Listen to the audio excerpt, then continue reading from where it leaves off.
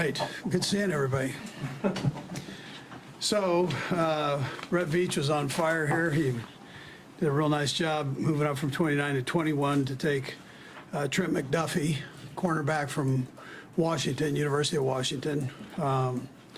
He's a heck of a player, fast, good size, great ball skills, loves to play the game, extremely smart. I think you'll like him if you already haven't met him by phone there. I think you'll appreciate him. Sharp kid. And then pick 30, we took George Karlaftis, and very proud to be Greek. He is, and he is a relentless motor. I mean, he is fun to watch, and even though some people criticized him on TV here, he sure is a nice nice player.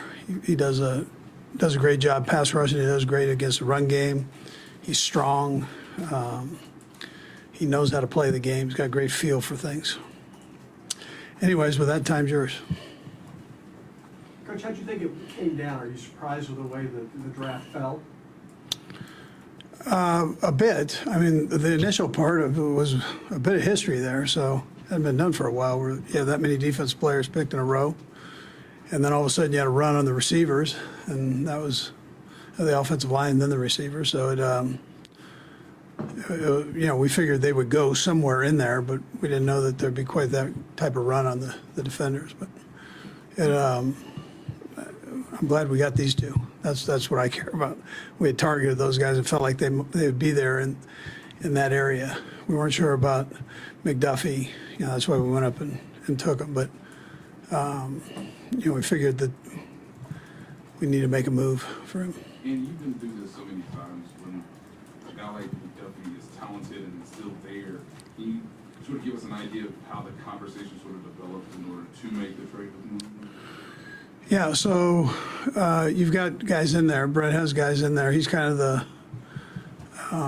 he's conducting. So he's got guys that are calling for him and different teams, just finding out if they would be willing to move. And then he ended up finalizing it with New England, both he and Berganzi. So, but you have a number of teams that were moving in there, so, and wanting to move. But that was the best situation, and where we thought we had to go to get him. Was this an ideal outcome, trading up in the first round and sort of staying at 30? Yeah, I would tell you I'm happy with how that came out right there. Yeah, I'm excited that we got a corner. Very seldom do you have the highest guy on the board at that time for us, and then it'd be a position of need, and that's normally when you try to go up and get the guy, trust your board.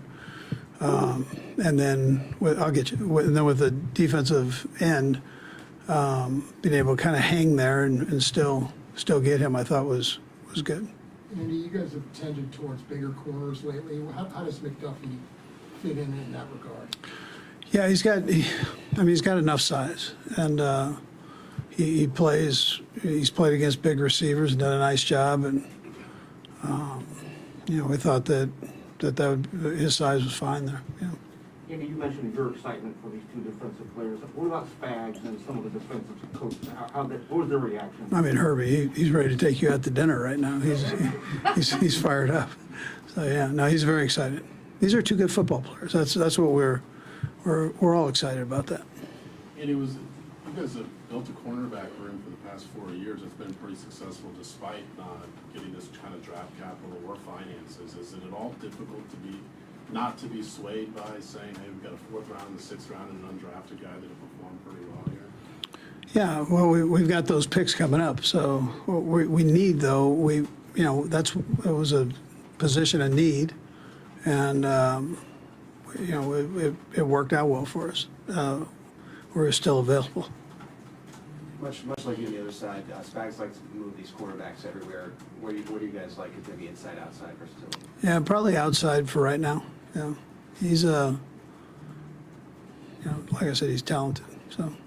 And then being so involved with the offensive side of the football, honestly, is this first night a little tough for you when, you need to address the other side? Are you looking for? You gotta play good defense. I mean, I'm not, you know, I'm all in, so I've gotta play both sides of that, as the head coach. So I'm excited about this. I like guys that like to play the game and that are tough. I like that. You mentioned that both these guys were players that you targeted, you wanted tonight. What was it really that stood out to you that made you think these two stand out above everybody else? Yeah, well, their play is first, and then they're sharp guys, and you always see that combination. They're good people. So I mean, that combination of those three things, I think, are, they normally, you can have some success with that. Coach, are these two positions where rookies can come in and contribute right away? Absolutely. Yeah, sure, absolutely. I mean, these are first round picks, so yeah, they'll get in there and compete.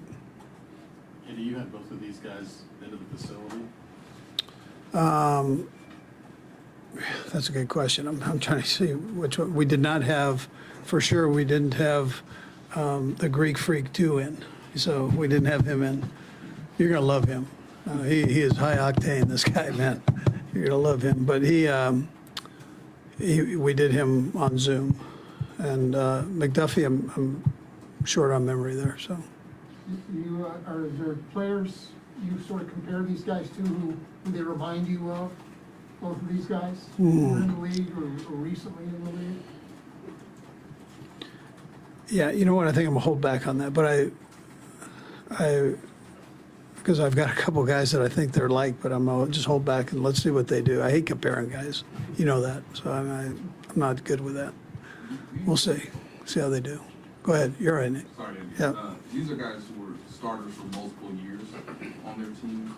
That was similar to what you guys did with Nick Bolton last year. Just how much of, not just playing throughout their careers, but do you see sort of characteristic traits that are similar to Nick Bolton in terms of not only intelligence, but maybe leadership qualities? Yeah, solid guys. Yeah, solid guys that love football. I mean, we're picking that late for Brett to be able to pull this out. I just think I think when it's all said and done, I'm not, it's hard to predict the future with any of these guys, but these guys are wired the right way for beginners, and then we'll see how they function on the football field. So they've still got that challenge ahead, coming into a championship caliber team and having a show. So I look forward to that, though. All right. Yeah. Thank you. All right, thanks, guys. Herbie said he's going to take all you out to dinner now.